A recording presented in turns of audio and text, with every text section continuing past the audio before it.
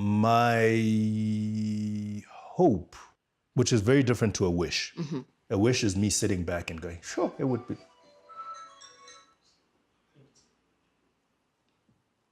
That's it, I'm going home.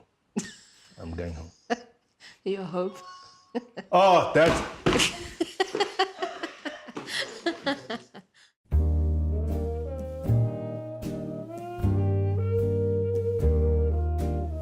Hlomla, how are you?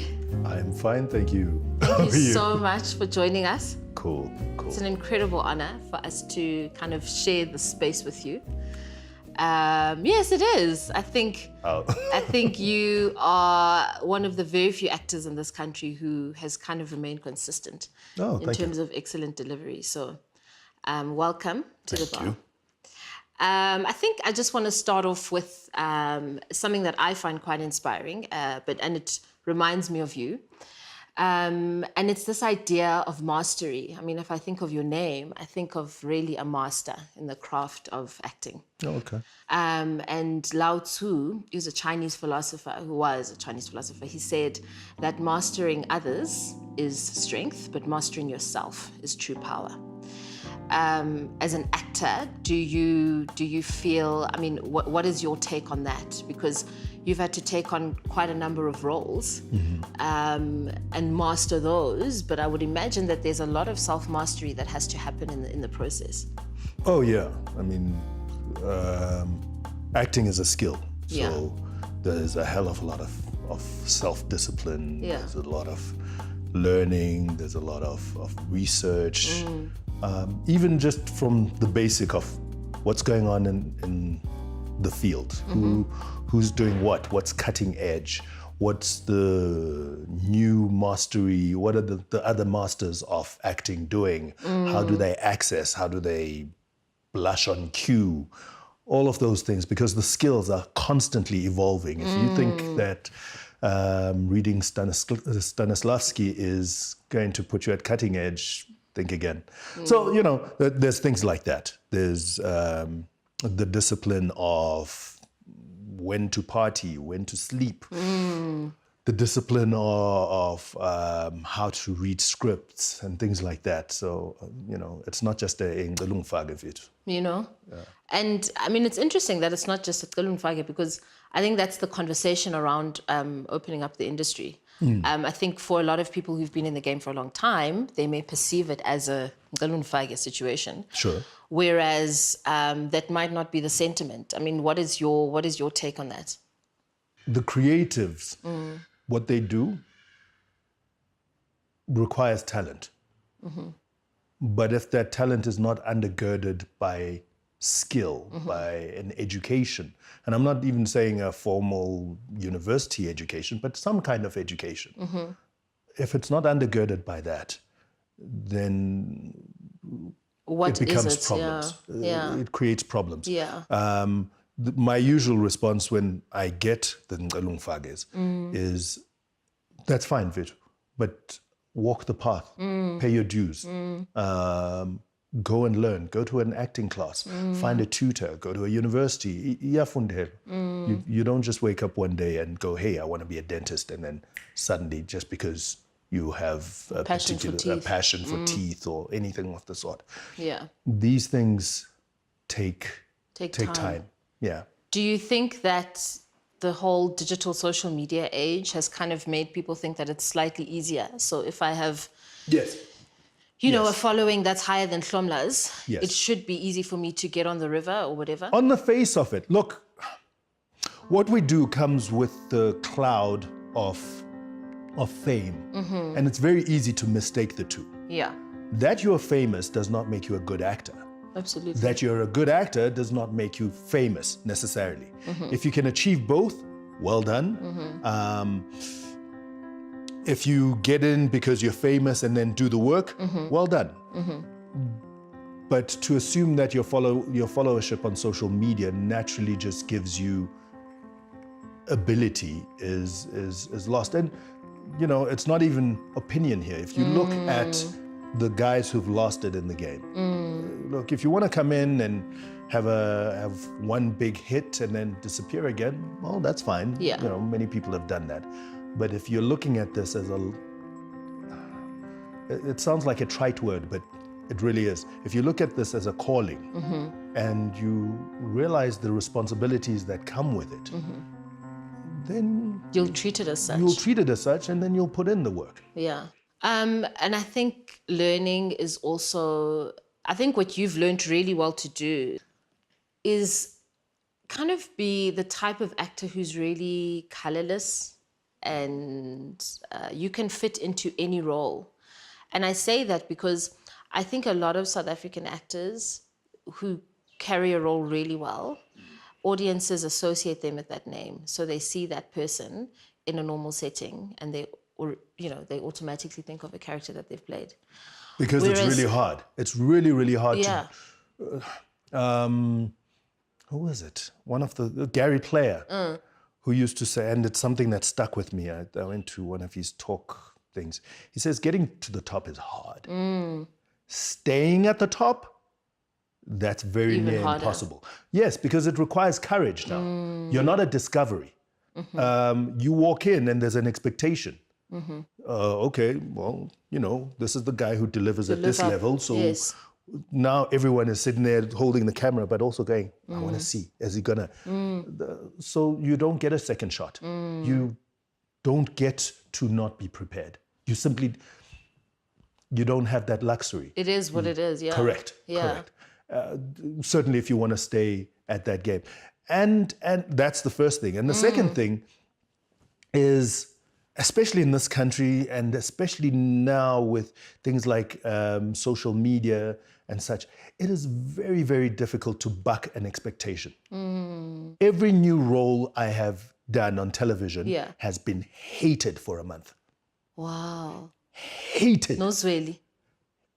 Okay, well, I hated Zweli, I'm not going to lie. I mean... Everybody hates Zweli. But it goes back to what I'm saying, because we are frustrated at him and his inability to see an apple that's red as being red, And we're not really frustrated at you. So it goes back to what I'm saying. No, it goes back to what I'm saying when I'm saying you have this ability to not be attached to the character. We see Hlomla Dandala as Hlomla Dandala. There are not a lot of actors who have that skill. I don't look at you. You have to actually work at it. You have to work at it. You have to work at it. I, again, was advised immediately after I left Distingo. Yeah. Someone said to me, if you don't create Hlomla Dandala, you will be Derek Nyati until you die. Absolutely. So go the extra mile. Extra mile, yeah. And then I got lucky, and that's where things like All You Need Is Love came into play, where I wasn't acting a role, it was me. Yeah. And that did well enough for me to go, okay, that's Hlomla Dandala, that's not Derek Nyati. Yes. And then it immediately broke that chain, and then I was able to then come in and out.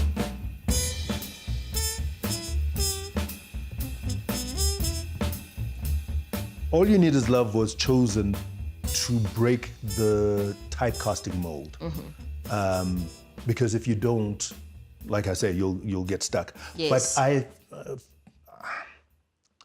I've never liked the fame. I'm terrified of the fame. I grew up with a recurring nightmare that I was standing on stage with people watching me and there's the spotlight coming. As a little kid, I must have been 5, between the ages of 5 and 10. I had this recurring dream of me.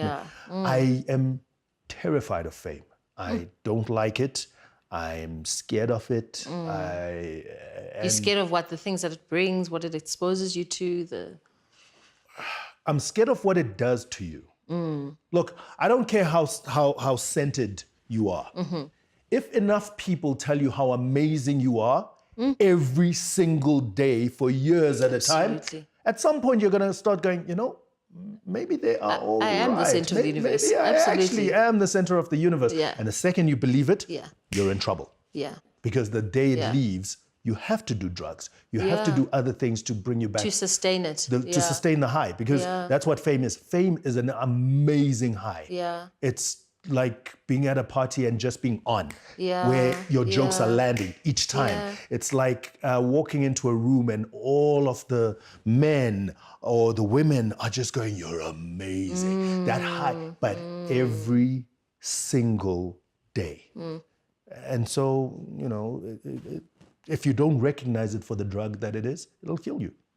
It's killed many people. We've seen it do that. Many, many people. I could name them. But I mean, I think we can't deny the fact that you are famous. So, I mean, how do you restore yourself? Like, is it a daily ritual thing? Do you know, I know you are very passionate about being a dad. Is it what you focus on? Yeah. Yeah. Yeah. So, I mean, there are a couple of things. We don't watch my shows at home. Oh, interesting. Never have. Okay. Yeah.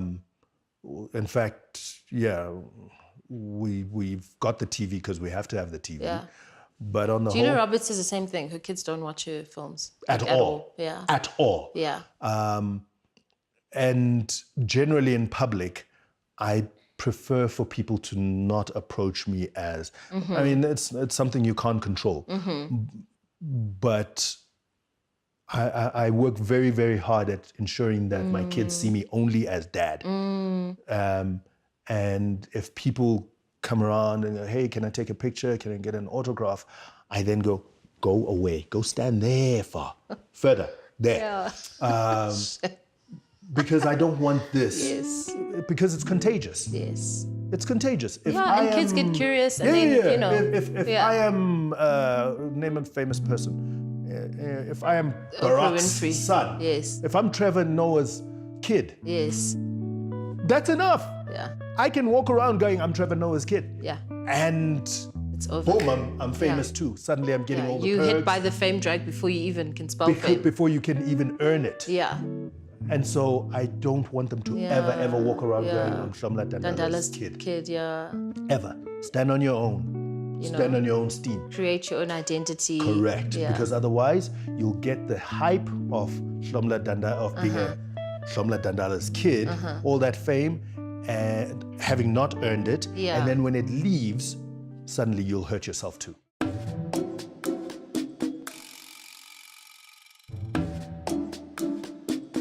You call yourself the literate lion on Twitter? Like, Yes. Who does that? Like, what does that even mean? Why? Literate Clearly line you comes, love reading. I do, but Yeah. it's more than that. Yeah. It comes from a Nigerian saying that says, "Until the lion learns how to Roar, until the lion learns how to roar, the hunter. Until the lion learns how to write, Right. the story of the hunt will always be Be told." owned by the hunter. Correct. Yeah. And so I am the Love that saying, lion learning how to write. Write his own story. Absolutely. Yeah. Are you satisfied about the story that you've been writing so far? I'm a child of the struggle. Okay, and not even party politic struggle. I grew up in a church, and my dad used to get himself into all colors of trouble. I get this from my dad, this inability to walk past the truth. My dad used to speak truths that landed him in jail and got him tortured. It was rough times. And so it would be a dishonor to people like that Yeah. to pretend like we don't see the things going wrong now. These guys put their lives on the line. What am I doing? I'm putting my followership on the line. So, Well, I mean, unfollow really? me. Do you know what I mean? Block me, that's fine. A truth remains a it's truth. truth, And you don't measure a truth by how many people it offends. Yes. And that's the other thing is, man, what happened to our courage? What happened to our courage? Courage is here. You know, we social media, we but hashtag even activists. even this, we used to go to jail, and I'm talking artists. Willingly. Artists used to get arrested for putting on plays that spoke truth to people. But that's why the student uprising now, the fees must fall. Everyone was just like, "Oh my gosh, these students are amazing," because they actually Here's an interesting one walked for it. you. How many artists Yeah. stood with those students during the fees must fall? That I can't tell you. Because we've lost our courage. Is South Africa without problems? Yeah. Is South Africa lacking those things that need to be pointed out? What happened to protest theatre? Have we run out of things to protest? We're dealing with a South Africa that is rotten with corruption. The worst we can lose is a salary. Yeah. That's it. Except our parents, when our parents were doing it, It was they got life. killed. Yeah. And yeah, and so that's why I go, listen, I have this platform. I am going to speak my truth as I see it. And that doesn't say I'm correct. Half the time I'll have great debates and walk away going, oh, okay. Absolutely. Lesson learned. Yeah. And move on. But you can't learn lessons unless you live on the edge of your truth. Absolutely. Where you go, I'll speak it. I'll speak it honestly as I see it. I'll back it up until someone says, no, this is where you're wrong. There, and there. Yeah. And then you take that on board. But then when you do that, you then reach a new truth. Yeah. And you keep on going like that. Yeah. Which is another gripe I have. Anytime you reach a new truth, you're a flip-flopper. No, I just learned something new. So I'm speaking to the new thing. Amazing. Wow. Well, thank you for that. Sorry. Thank you for You said we were going to do a light conversation. No, I said we were going to go into something light, and then we started talking about literate line, and then, it went back into deep. But it's fine, it's good. I mean, fine, I'll ask you a light question. Favorite book? Capitalist Nigger. Really? Yes. Well, I don't think anyone's done what you've done before you did it, so in your career. I still maintain when I say you are probably the only actor I can think of in South Africa who we call as themselves and not their character. Thank you. Hlomla Dandala is Hlomla Dandala. He's not Derek Nyati. He's not Lala. He's not anyone. So I think from us at the bar, it's a huge level of appreciation. Thank you very much. There's a huge level of honor to feature you in the publication. And let's all the best for the future of the industry, for the country, for everything. Thank you very much. Thank you, guys. Thank you. Thank you very much.